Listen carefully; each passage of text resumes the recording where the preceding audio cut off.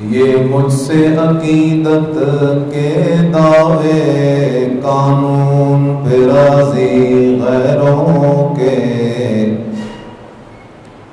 یہ مجھ سے عقیدت کے دعوے قانون پہ راضی غیروں کے، یوں بھی مجھے رسوا کرتے ہیں، ایسے بھی ستایا جاتا ہوں۔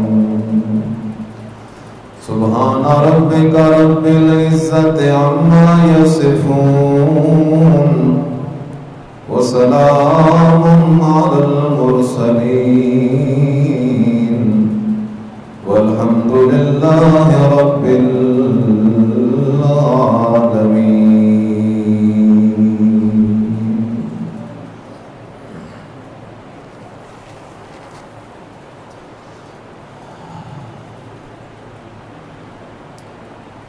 انتہائی قابل صد احترام محض مخلص موحد مسلمان دوستو، بھائیو، بزرگوں،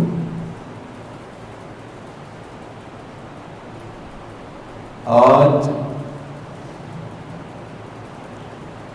14 اگست 2020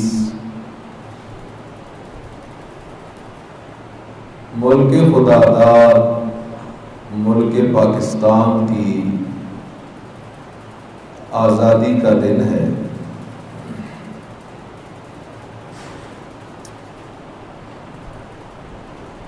اور آج پورے ملک میں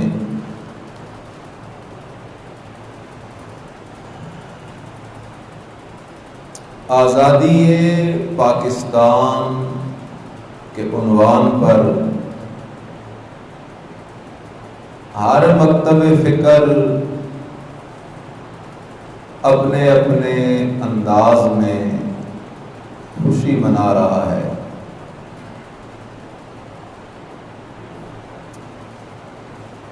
اس بات میں دو رائے ہو نہیں سکتی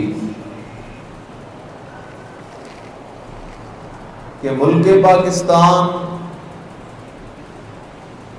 اہل پاکستان کے لیے اللہ کا ایک بہت بڑا انعام ہے۔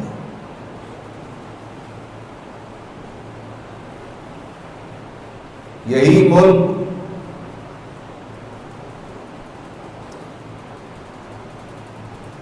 کے باسیوں کی عزت، ناموس اور وقار کی حفاظت کا ذریعہ بنتا ہے۔ اور یہ بات بھی بڑی سعادت کی ہے کہ پوری دنیا میں واحد ملک پاکستان ہے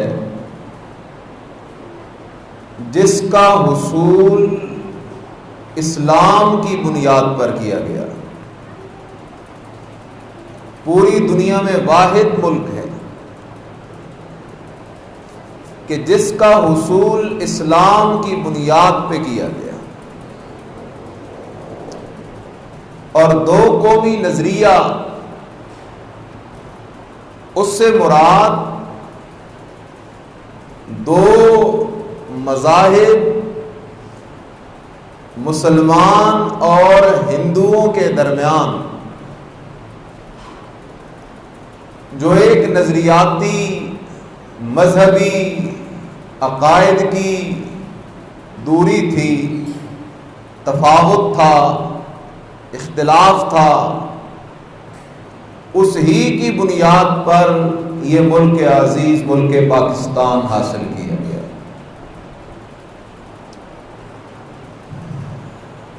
آج کئی سیکولر اور لبرل لوگ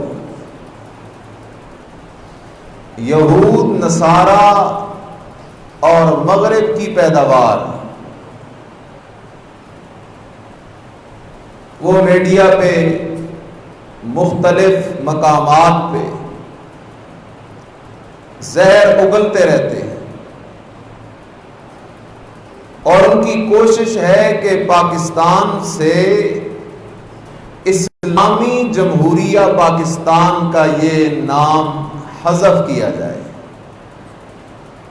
کہ یہ ایک سیکولر اسٹیٹ ہو جس کا مذہب سے کوئی لینا دینا نہ ہو۔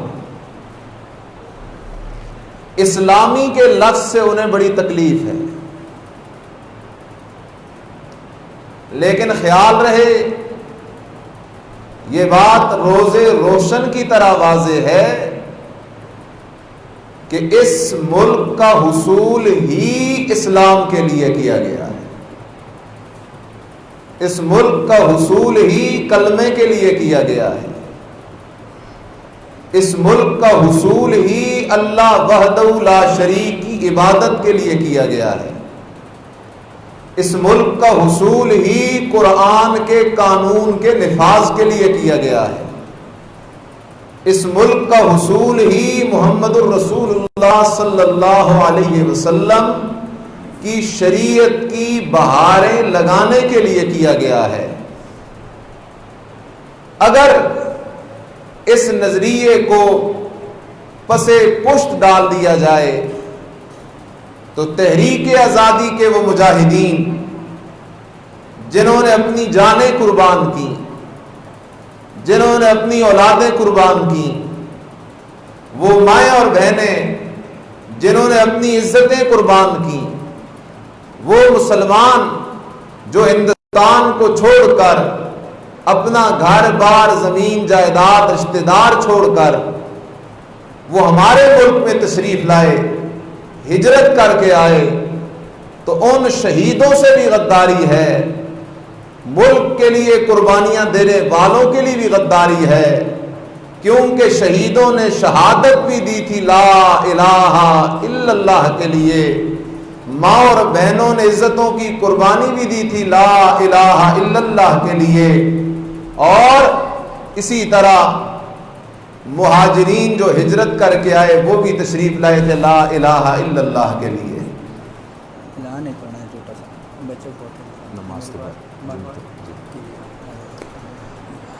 اس لیے عرض کر رہا ہوں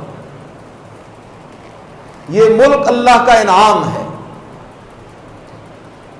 اور یہ مسلمانوں کا ملک ہے، لا الہ الا اللہ کو ماننے والوں کا ملک ہے، مذہبی طبقوں کا ملک ہے، دیندار طبقات کا ملک ہے، علماء کا ملک ہے، دین کے ساتھ محبت کرنے والے ملک کے حقیقی وفاداروں کا ملک ہے۔ اس لیے کہ اس ملک کی جو تحریک تھی، اس تحریک کے اندر جو روح پھونکی گئی، وہ روح کسی شخصیت کا نعرہ نہیں، وہ روح کسی علاقے کا نام نہیں، بلکہ نظریہ پاکستان، تحریک آزادی پاکستان کی روح یہ نعرہ تھا۔ پاکستان کا مطلب کیا؟ لا الہ، اس لا الہ الا اللہ کی بنیاد پہ یہ ملک حاصل کیا گیا ہے۔ لیکن افسوس سے کہنا پڑتا ہے وہ ملک جو لا الہ الا اللہ کی بنیاد پہ حاصل کیا گیا،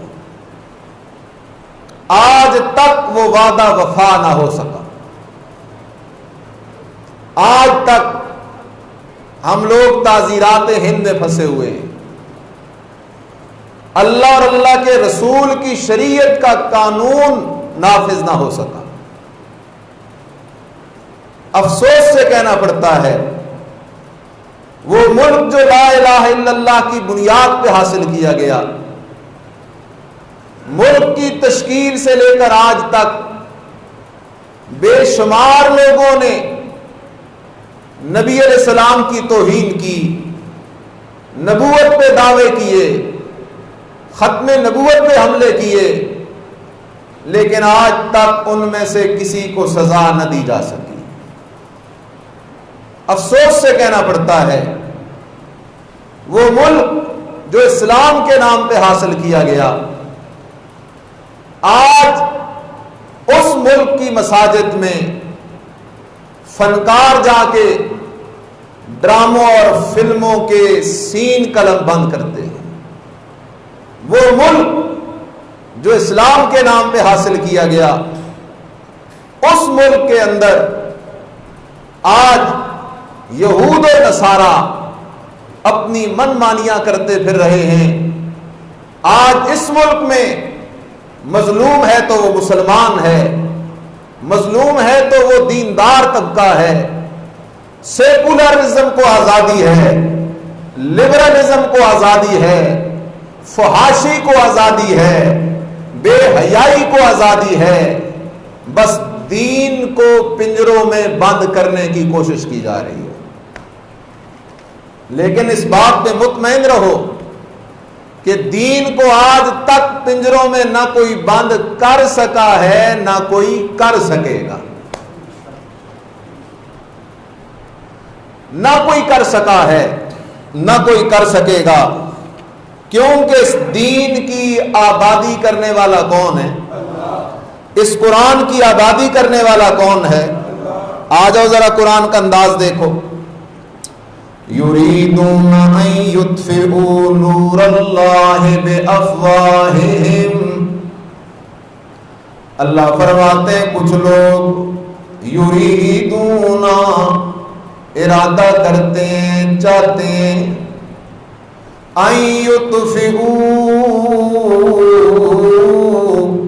نور اللہ، یہ کہ بجھا دیں اللہ کے نور کو، یہ کہ بجھا دیں اللہ کی توحید کے نعرے کو، یہ کہ بجھا دیں آمنہ کے لال محمد الرسول اللہ کی شریعت کو، یہ کہ بجھا دیں قرآن کی تعلیمات کو۔ فرمایا یریدون ان یطفئوا نور اللہ، کچھ لوگ یہود نصارہ ہنود اور ان کے ایجنٹ چاہتے ہیں کہ اللہ کے نور کو، اللہ کے دین کے نور کو بجھا دیں۔ لیکن او میرے بندو مطمئن رہنا، مطمئن رہنا، اس لیے کہ واللہ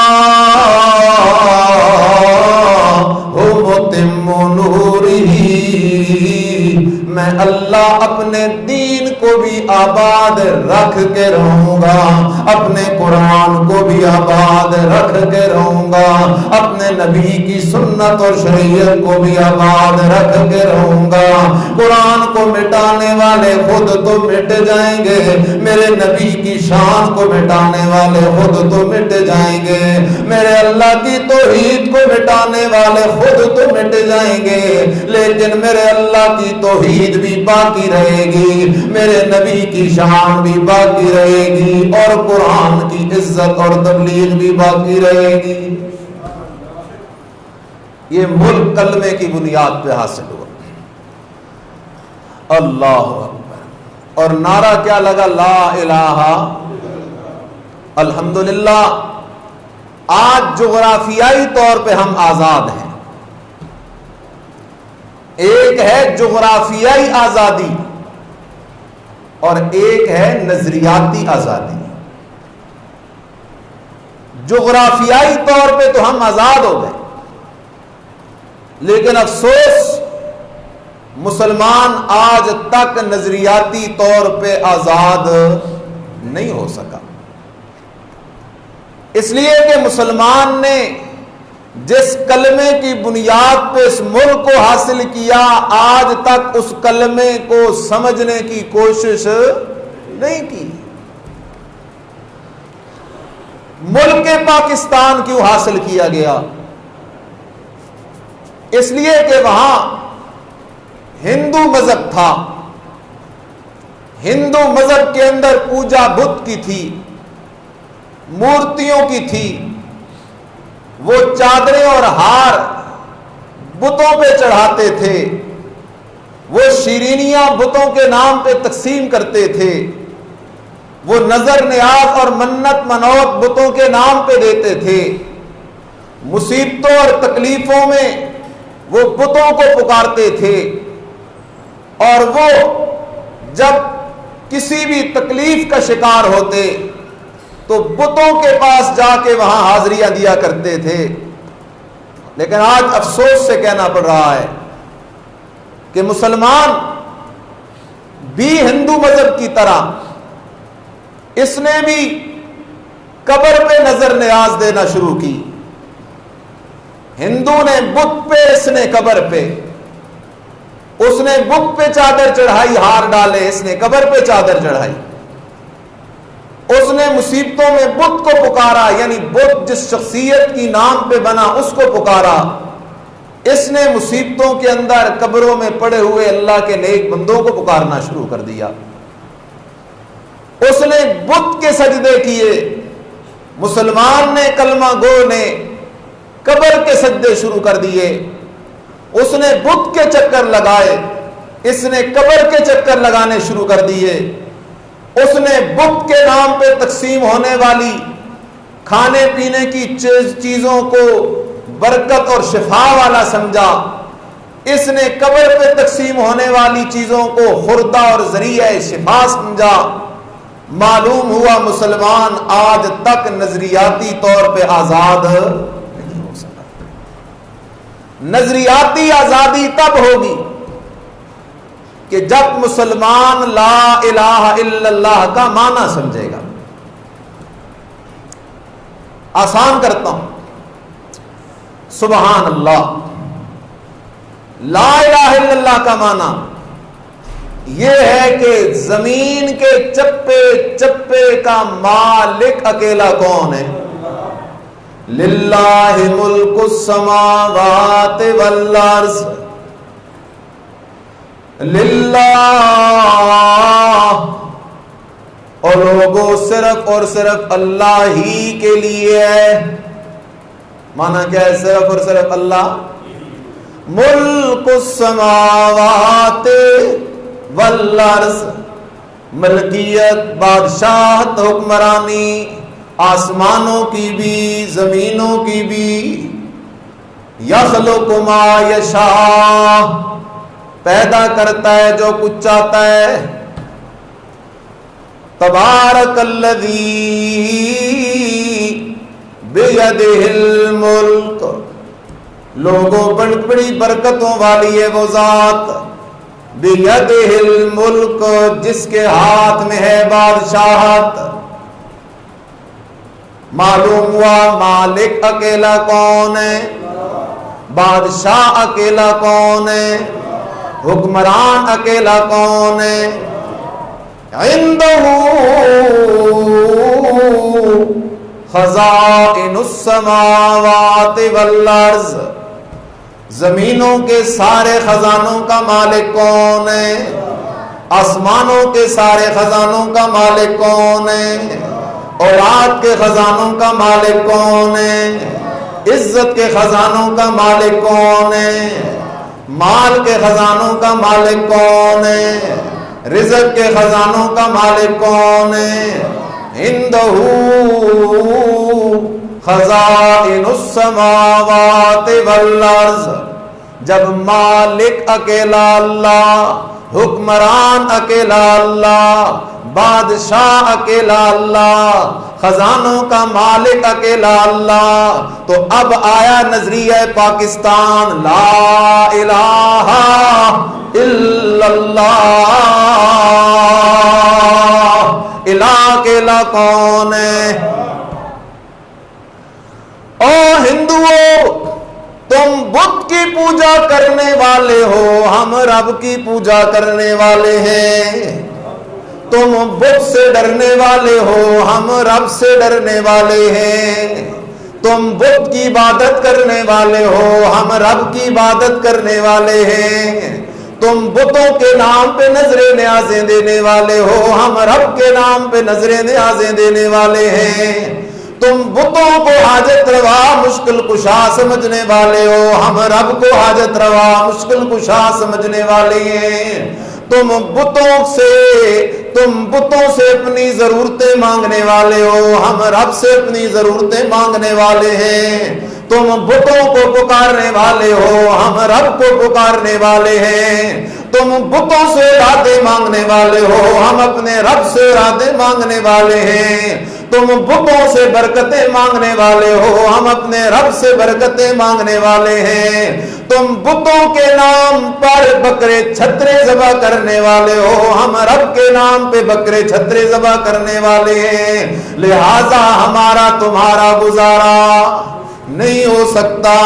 اسی نظریے کے پیش نظر تحریک آزادی کے مجاہدین نے اپنی جانیں قربان کر دی، اپنی اولادیں قربان کر دی، ماؤں بہنوں نے اپنی عزتیں قربان کر دی، مہاجرین نے اپنی زمینیں قربان کر دی۔ مقصد کیا تھا؟ ایک ایسا خطہ حاصل کیا جائے، ایک ایسا ملک حاصل کیا جائے، ایک ایسی ریاست حاصل کی جائے کہ اس ریاست میں عبادت کسی بت کی نہ ہو، پوجا کسی بت کی نہ ہو، عبادت کسی پیر پیغمبر فقیر کی نہ ہو، عبادت کسی جن فرشتے کی نہ ہو، بلکہ عبادت صرف اور صرف کس کی ہو؟ وَقَضَى رَبُّكَ أَلَّا تَعْبُدُوا إِلَّا إِيَّاهُ۔ اے میرا بندہ، اے میرا بندہ، اے میرا بندہ، دنیاوی عدالتوں کے فیصلوں کو تو مانتا ہے، آ میں رب کی عدالت کا فیصلہ سن۔ وَقَضَى رَبُّكَ أَلَّا تَعْبُدُوا إِلَّا إِيَّاهُ۔ تیرے رب کا فیصلہ یہ ہے کہ عبادت کے لائق کوئی نہیں، عبادت کے لائق صرف اور صرف اکیلا کون ہے؟ خیال تو کر میرا بھائی، نظریاتی طور پہ آزادی ضروری ہے، اور نظریے کی آزادی یہ ہے کہ قل هو اللہ احد اللہ الصمد لم یلد ولم یولد ولم یکن له کفوا احد۔ نظریاتی آزادی یہ ہے ان صلاتی و نسکی و محیای و مماتی للہ رب العالمین لا شریک لہ۔ نبی اللہ کے پیارے ضرور ہیں لیکن لا شریک لہ، ولی اللہ کے پیارے ضرور ہیں لیکن لا شریک لہ، پیر فقیر اللہ کے نیک بندے ضرور ہیں لیکن لا شریک لہ، فرشتے اللہ کی عبادت گزار مخلوق ضرور ہیں لیکن لا شریک لہ، سورج چاند اللہ کی پیاری مخلوق ضرور ہے لیکن لا شریک لہ، اس لیے لا شریک لہ، اس لیے کہ لا الہ الا اللہ، الہ حاجت روا، مشکل کشا، داتا، گنج بخش، دستگیر، عالم الغیب، حاضر و ناظر، مختار کل، فریاد رس، بیڑے پار لگانے والا، اولاد دینے والا، نفع نقصان کا مالک، عزت ذلت کا مالک اکیلا کون ہے؟ اس نظریے کے لیے یہ ملک حاصل کیا گیا، اس لیے میں بڑے دعوے سے کہتا ہوں یہ ملک حاصل کیا گیا ہے میرے رب کی توحید کے لیے، میرے رب کی یہ ملک حاصل کیا گیا ہے میرے بے مثال نبی کی بے مثال شریعت کے لیے، یہ ملک حاصل کیا گیا ہے اس قرآن کی تعلیمات کے لیے، اس قرآن کے قانون کے لیے۔ اس لیے تو شاعر نے بڑے عجیب انداز میں قرآن کی فریاد سنائی ہے۔ آج یہ قرآن فریاد کر رہا ہے، آج یہ قرآن مسلمانوں کو جھنجھوڑ رہا ہے، او مسلمانوں، ہندو میرے ساتھ دغا بازی کرتے ہیں تو وہ ہندو ہیں، عیسائی ہیں، سکھ ہیں، داڑھیے ہیں، غیر مسلم ہیں، لیکن او مسلمانوں تم کلمہ پڑھ کے جب میرے ساتھ دھوکہ کرتے ہو تمہیں قرآن کو بڑا دکھ ہوتا ہے۔ اور مسلمانوں تم کلمہ پڑھ کے جب میری بغاوت کرتے ہو، کلمہ پڑھ کے جب میرے حکموں کو توڑتے ہو، کلمہ پڑھ کے جب میرے خلاف عقیدے بناتے ہو، کلمہ پڑھ کے جب میرے خلاف فیصلے سناتے ہو، کلمہ پڑھ کے جب مجھ سے ہٹ کے اپنی زندگیاں گزارتے ہو، تمہیں قرآن کا دل بڑا دکھتا ہے۔ قرآن نے بڑے عجیب انداز میں فریاد کی۔ قرآن کہتا ہے تاکوں میں سجایا جاتا ہوں، آنکھوں سے لگایا جاتا ہوں، تعویذ بنایا جاتا ہوں، دو دھو کے پلایا جاتا ہوں۔ لوگ مجھے تاکوں میں سجا کے رکھتے ہیں، لوگ مجھے آنکھوں سے بھی لگاتے رہتے ہیں، تعویذ بنا بنا کے مجھے گلوں میں بھی ڈالتے ہیں، دھو دھو کے مجھے پلاتے بھی ہیں۔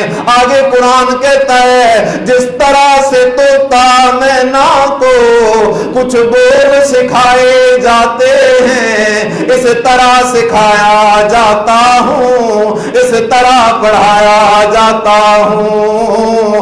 اور مسلمان تو بھی صرف میرے عربی الفاظ تک رک گیا ہے، تجھے بھی نہیں پتا کہ عربی کے پیچھے اللہ کا کیا حکم ہے، عربی کے پیچھے اللہ کا کیا قانون ہے، قرآن کی عربی کے پیچھے اللہ کا کیا دستور ہے، قرآن کی عربی کے پیچھے اللہ کا کیا آرڈیننس ہے۔ جس طرح سے طوطا مینا کو کچھ بول سکھائے جاتے ہیں، اس طرح سکھایا جاتا ہوں، اس طرح پڑھایا جاتا ہوں۔ پھر قرآن کہتا ہے یہ مجھ سے عقیدت کے دعوے قانون پہ راضی غیروں کے،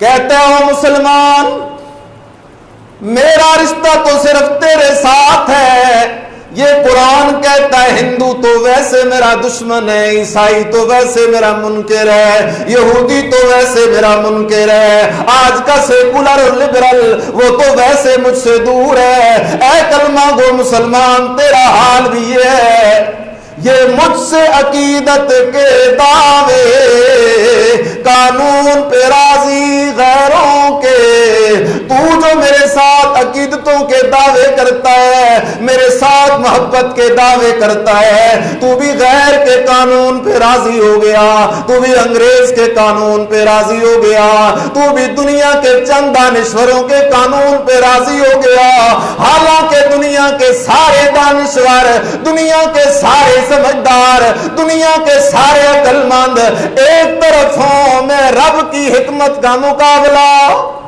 نہیں ہو سکتا، اس لیے میرے قانون کا مقابلہ نہیں ہو سکتا، میرے دستور کا مقابلہ نہیں ہو سکتا۔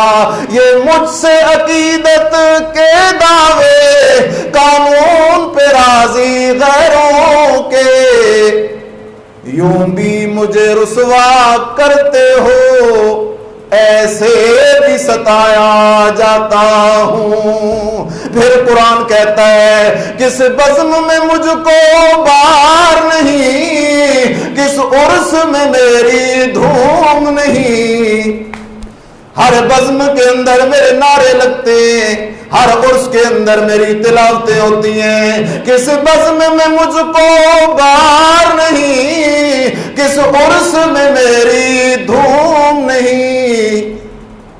قرآن کا اگلا جملہ بڑا عجیب ہے، قرآن کہتا ہے پھر بھی میں اکیلا رہتا ہوں، مجھ سا بھی کوئی مظلوم نہیں۔ میں قرآن پھر بھی اکیلا رہتا ہوں اس لیے کہ تو عقیدہ مجھ سے ہٹ کے بناتا ہے، قانون مجھ سے ہٹ کے بناتا ہے، اپنی من مانیاں اور مرضیاں کرتا ہے، اس لیے پھر بھی میں اکیلا رہتا ہوں، مجھ سا بھی کوئی مظلوم نہیں۔ اس لیے میں کہتا ہوں پاکستان اسلام کے نام پہ حاصل کیا گیا یا نہیں کیا گیا؟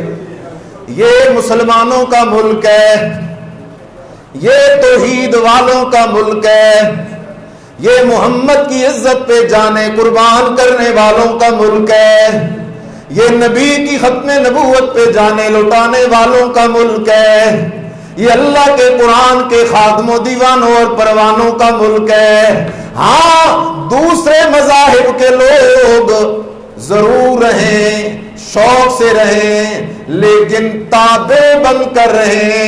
اس ملک کا اصلی وارث وہ صرف اور صرف مسلمان ہیں، اصلی وارث صرف اور صرف، کیونکہ یہ ملک حاصل کیا گیا کس نعرے پہ؟ لا الہ الا اللہ محمد الرسول اللہ۔ آج ذرا وضاحت کیے دیتا ہوں، لا الہ الا اللہ کا میں نے ایک معنی کیا، مالک اکیلا کون ہے؟ اللہ کے سوا کوئی مالک نہیں ہے، اللہ کے سوا کوئی مالک نہیں ہے۔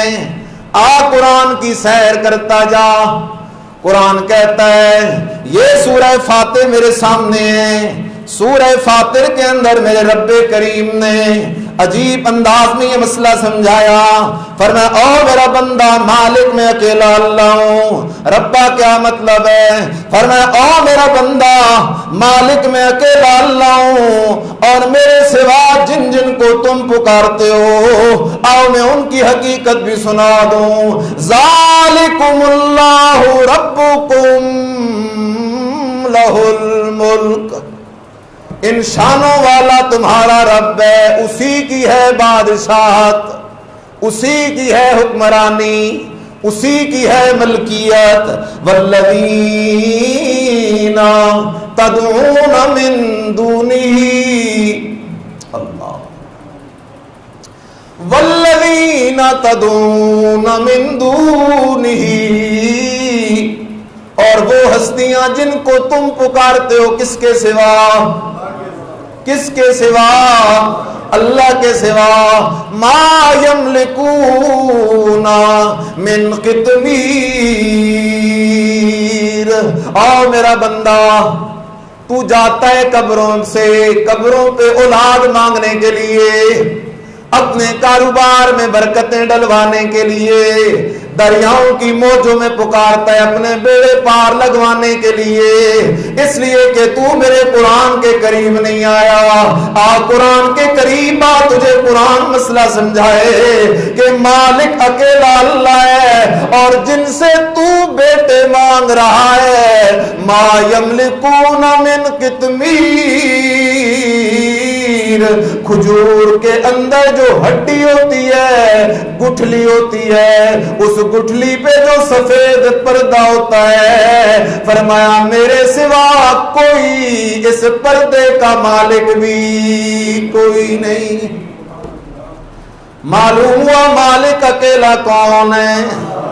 قربان جاؤں، اشاعت التوحید والسنہ کے پہلے بزرگ حضرت مولانا حسین علی الوانی رحمت اللہ تعالی علیہ پر، واہ حسین علی تو عجیب قرآن کو سمجھائے۔ مولانا حسین علی رحمہ اللہ فرماتے ہو، لوگوں اللہ نے فرمایا جنہیں تم پکارتے ہو وہ کھجور کی گٹھلی پہ جو چھلکا ہے اس کے مالک بھی کوئی نہیں۔ کیا مطلب ہے؟ مولانا حسین علی رحمہ اللہ فرماتے ہیں یہ کھجور جو ہے اس کو قبر سمجھ، کھجور کو کیا سمجھ؟ اس کے اندر جو ہڈی ہے اس کو میت سمجھ، اور ہڈی پر جو پردہ ہے اس کو اس میت کا کفن سمجھ۔ اللہ سمجھانا چاہتا ہے او میرا بندہ، جن کی قبروں پہ تو جا کے حاجت روائیوں کے سوال کرتا ہے وہ میت اور مردے تو اپنے کفن کے مالک بھی کوئی نہیں۔ قرآن کا انداز بڑا عجیب ہے۔ مالک اکیلا کون ہے؟ ایک جزیہ لے لیتا ہوں، سبحان اللہ، سارے نبیوں کے سردار، سارے نبیوں کے سردار میرے اور آپ کے نبی سید الانبیاء محمد الرسول اللہ صلی اللہ علیہ وسلم، آپ سے زیادہ شان کسی کے نہیں ہو سکتی، آپ سے زیادہ مقام کسی کا نہیں ہو سکتا، آپ سے زیادہ عزت کسی کی نہیں ہو سکتی، لیکن مسئلہ وہی اٹل ہے، مالک اکیلا کون ہے؟ امام الانبیاء علیہ السلام کو اللہ نے فرمایا میرا نبی آپ اپنی زبان سے اعلان کر دیجئے قُلْ لَا أَمْلِكُ لِنَفْسِي نَفْعًا وَلَا ضَرًّا، اور لوگوں میں سید الانبیاء ضرور ہوں لیکن اپنی جان کے نفع نقصان کا مالک بھی نہیں ہوں، میں محمد کے نفع نقصان کا مالک بھی اکیلا کون ہے؟ پھر فرمایا قُلْ لَا أَمْلِكُ لَكُمْ ضَرًّا وَلَا نَفْعًا